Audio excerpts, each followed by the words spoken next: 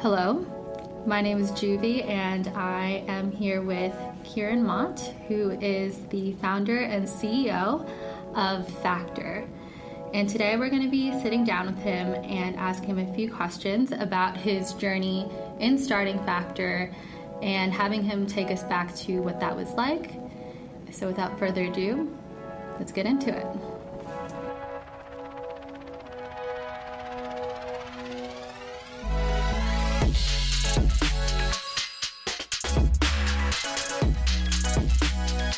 All right, Keiran, tell us about your initial start in IT. Take us back down memory lane. Did you always envision yourself starting your own company? Thanks, Judy.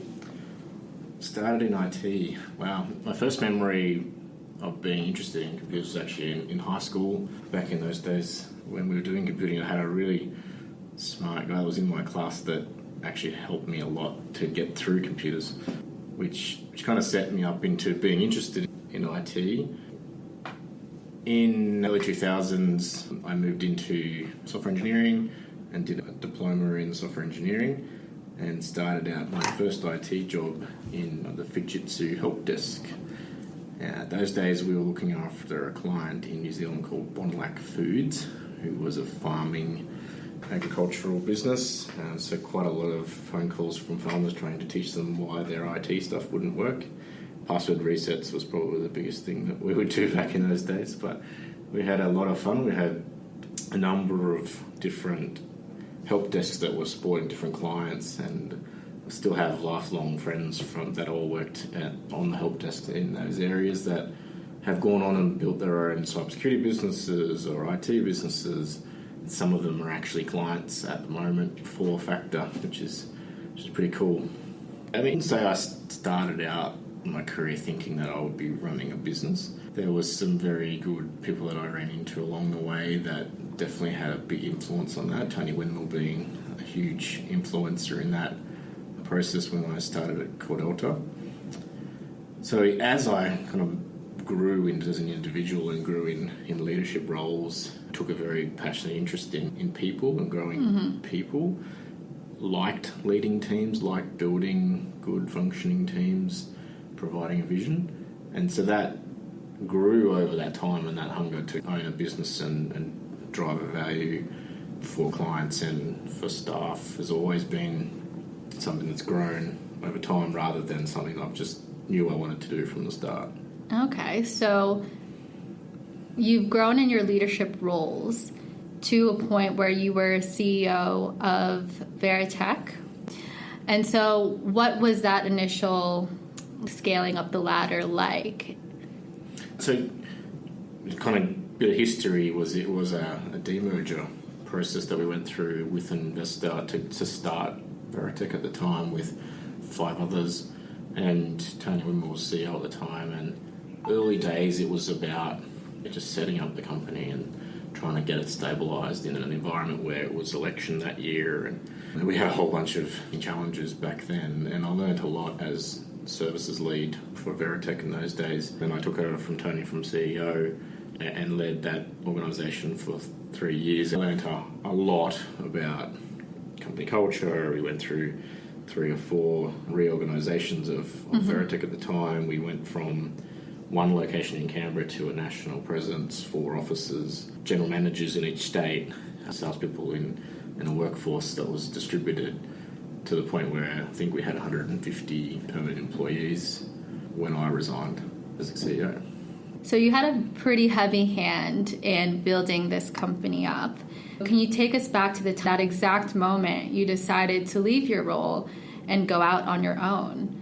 And what were the emotions you were feeling?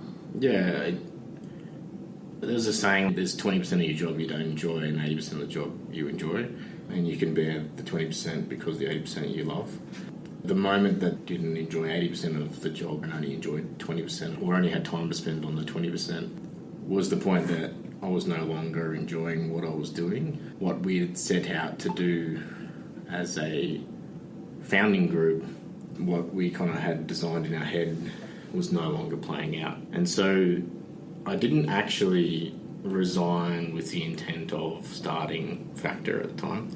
It was more for my own mental health and home life to just say, look, I've had enough. I need this for myself. The feelings at the time was letting everyone else that worked there down that had built the company. And that was probably the hardest thing, was to leave what was a family and a bunch of friends that I'd worked with for a long time in the middle of the pandemic. So that was what was kind of going through my head at the time. Then I had an opportunity to take some bench leave. I took 3 months off in effect. Spoke to a number of different companies about roles or jobs. None of them provided me with the combination of things that I wanted, which was autonomy to deliver a function or a capability, control of that, a unified workforce that was going one direction, and a company culture that was supportive of my personal values. So I didn't find that, and I was actually having wine with my wife, Katie, and she just said, why don't you just try it? What have you got to lose? You can always go and join one of these other companies if it doesn't work out. So that made me start thinking. I went and spoke to a number of trusted clients that I'd had over the years around the business idea, and thankfully they gave me a lot of good feedback, some good things to think about, and identified that with all of the acquisitions that there is definitely still a need for a different player in that space. Right. That was comforting, and so that kind of made me started thinking seriously about doing what I would do. And so we decided as a family that we would definitely take that risk, and at the same time Katie was starting her own business as well, so that's a story for another day. But we decided to go and add up Factor and started an initial engagement in Home Affairs. Yeah, it was more get back to the bits that I enjoy doing.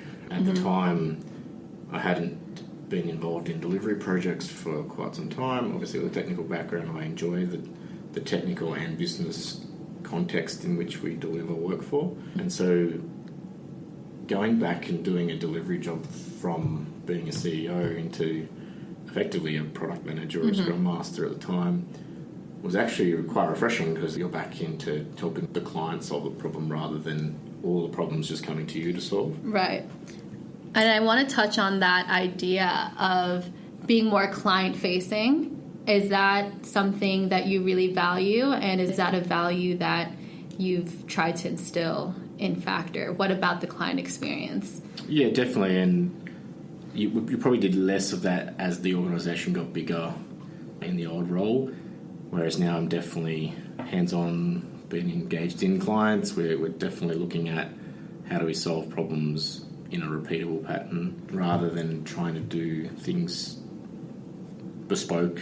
We want to try and leverage work that we've done before to provide value faster, not looking at multi-year programs of work where the value isn't delivered till the end. We're trying to deliver value as soon as we can.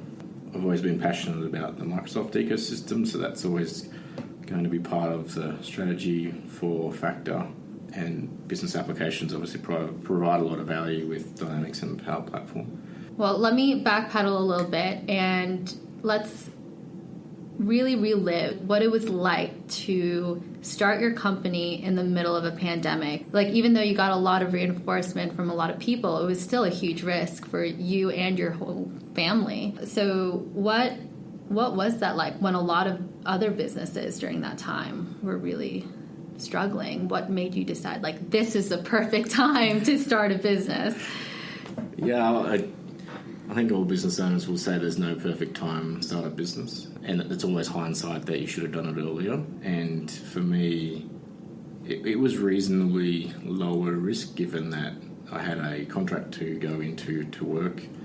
We didn't have any overheads at the time, and so really it was about setting the business up for success early by doing intelligent things around cash flow and not taking wages for a while and making sure that we've had revenue coming in before we started looking at hiring people.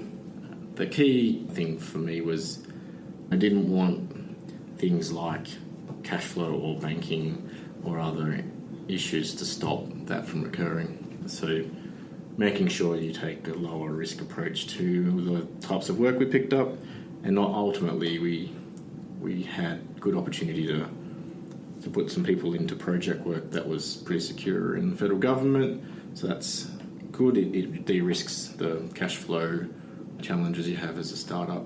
But it was scary and exciting, thinking about what the brand looks like, the naming of a company, what your website looks like, insurance brokers, all sorts of stuff that you kind of don't really think about until you've really got to hit the go button on all of that. And so, yeah, it was both exciting and rewarding at the same time. So with all of the building blocks in place, when you were ready to hire your people at the very beginning, how did you decide to hire talent to build your business from the ground up? And has that changed today? If so, how? Yeah, it hasn't changed today. The first person that I hired was actually Candace, our talent provider at the moment, who has had a big hand in hiring a lot of the people that work at Factor, who's amazing. She's such a caring individual.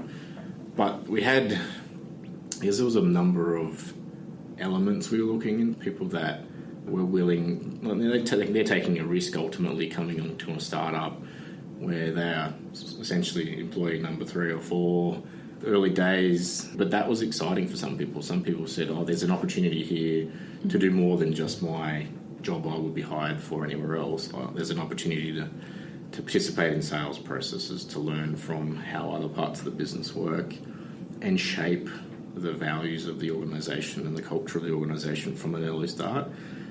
And we, in the very early days, did a lot together around, what's your personal values? What the part that makes Factor Factor? What's the cocktail? We have a Factor cocktail, which describes the element of what makes our drink, and what makes it tasty, what makes it not tasty. And early days, we talked about some of those elements, and that is things like management overhead, or systems that didn't work for people, or cultures of people that don't look after one another or aren't interested in training or learning new things. They've got a closed mindset. So we definitely wanted an open mindset. We wanted people that weren't necessarily stuck in one discipline. They wanted to be multidisciplined. They wanted to learn new skills. And so that was our mantra when we were looking for people, was definitely making sure that they had those elements and the value systems that supported it. Right. So in hiring all of these people with similar values, how would you describe Factor's culture as a result of that? Are you proud of the culture that you've built so far?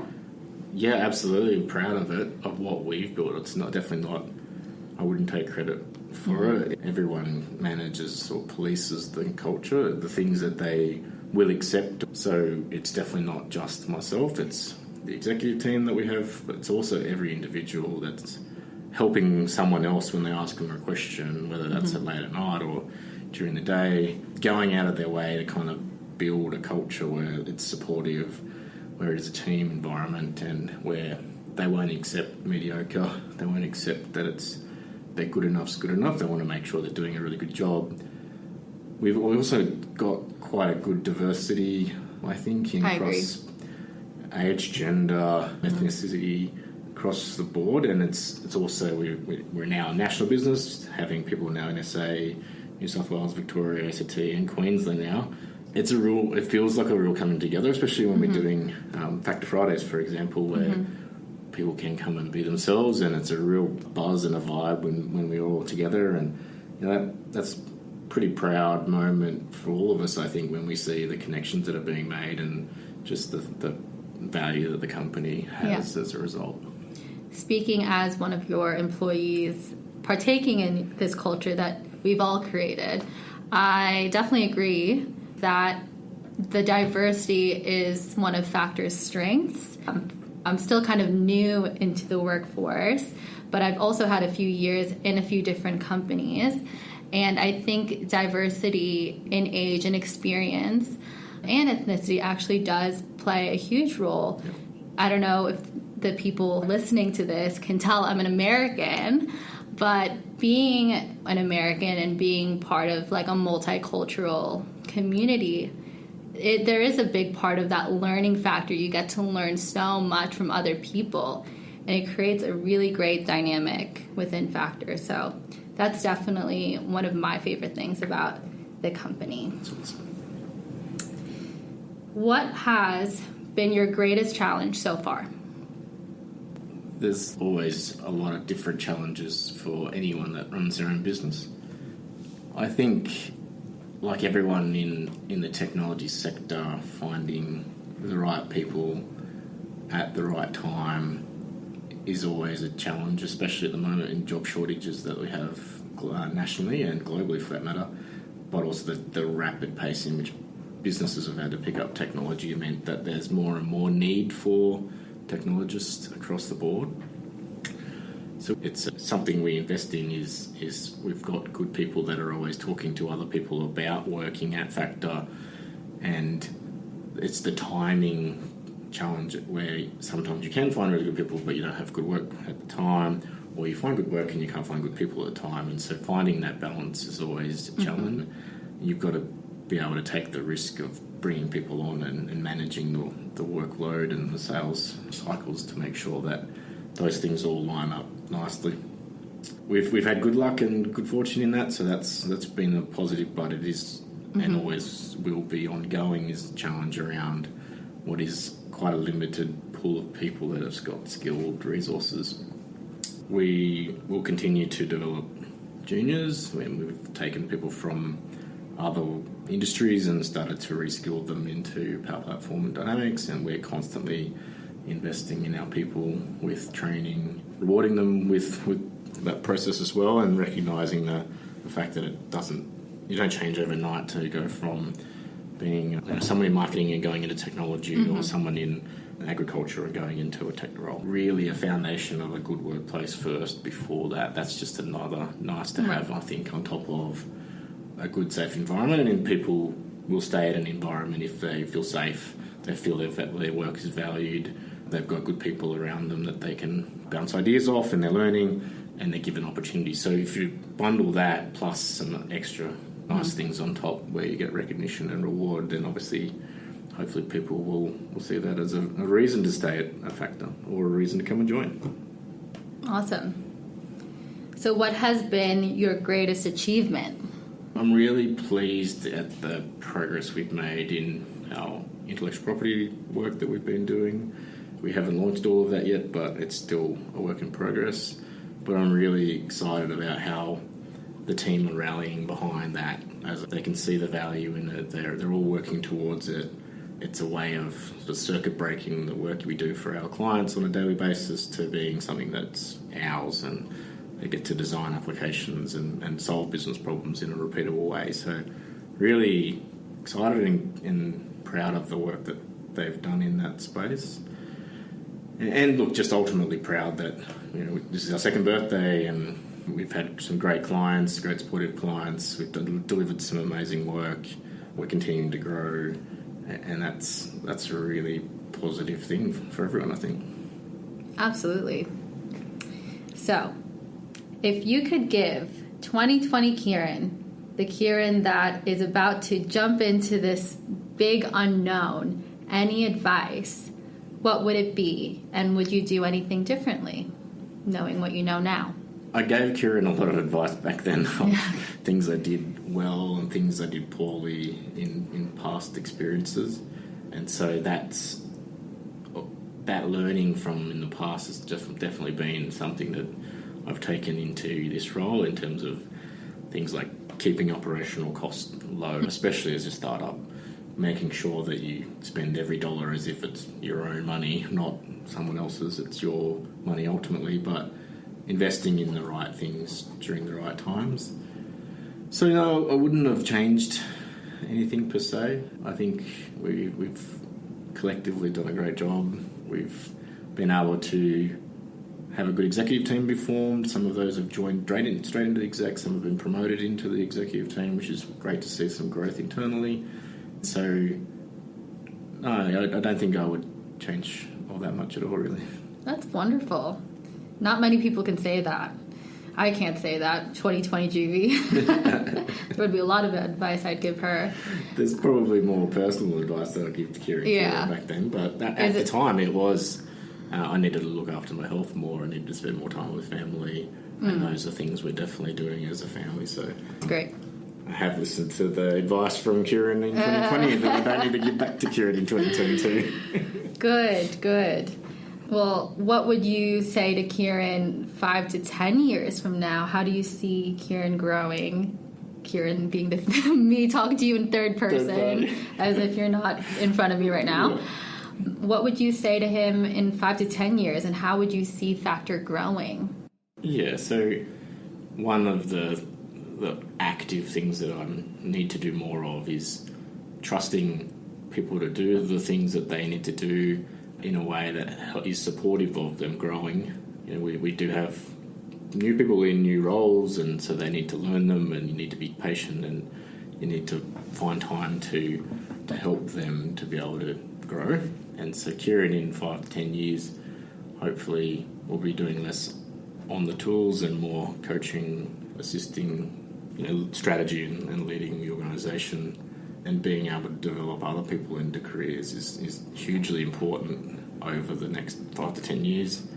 Hopefully Keiran's still listening to 2020 advice about taking holidays and finding time for family and for personal growth and creating new, meaningful adventures outside of work was advice that I gave myself a few years back, and we've been able to do that since COVID stopped locking us down. So hopefully in that time I'm able to keep doing those things. More vacation days is what you want Keiran in 5 to 10 years to have. And in terms of Factor itself, how do you see that growing in terms of more people? Of course, as an organization grows, there are going to be more growing pains. How do you see yourself managing that? Yeah, ultimately it's an interesting environment that we are in at the moment. Growing inflation rates, people worried about cost of living, spend. That has a flow-on effect for what businesses will invest in for applications in IT. And so you can't predict any future or what it looks like. For me personally, and what I think Factor should do and continue to do, is keep finding ways to deliver value fast as possible. We shouldn't charge a client to redo the same thing we did for another client if we can speed that process up by sharing that knowledge or sharing that IP. I would definitely like to have more revenue or annuity stream coming from the IP that we create. So in the future, I want to be able to deliver more value, not necessarily just with headcount and people. So that's something that we need to continue to work on. And so I think with time and with maturity, we'll definitely get there. And like you said, we're resilient, born in resilience. So we will continue to do what we need to do to pivot if we need to, or to reconsider different delivery models or value that we're giving to our clients. Awesome. Well, those are all the questions that I have for you, Keiran. You smashed it. First ever podcast. Yeah. This is my first ever interview, so... Well, we did well. I think we did too. I think we'll have a few more episodes as well in the future, hopefully with other Factor people. But for now, this has been a great first interview, and I'm super excited to share it with the world. Thank you. Thank you.